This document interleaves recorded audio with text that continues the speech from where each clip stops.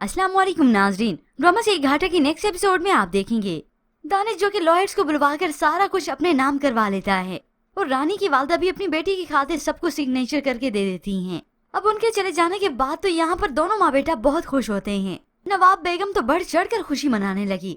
हाय मेरे बेटे, अल्लाह का शुक्र, अल्लाह ने ये दिन दिखाया, सब काम खैर खैरियत से हो गए, अल्लाह का शुक्र है।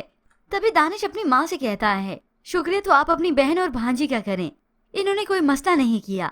तो ऐसे में नवाब बेगम हामी तो भरती है, हाँ अगर कुछ करती तो कोई बड़ा मसला ना हो जाता।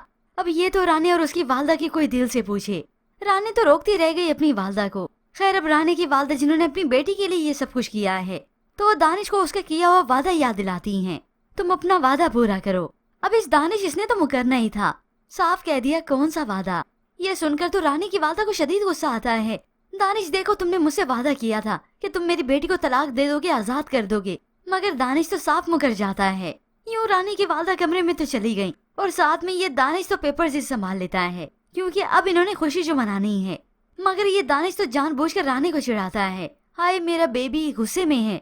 तो रानी भी साफ कह देती है, मैं वेट करूंगी। दानिश ने कहा, किस बात का? तुम्हारे मकाफात का। अब इस पर भी दानिश को हंसी आएगी कि वो सब कुछ तो अब होना नहीं है, ये सारी दौलत सारा बिजनेस तो मेरे नाम ही हो गया।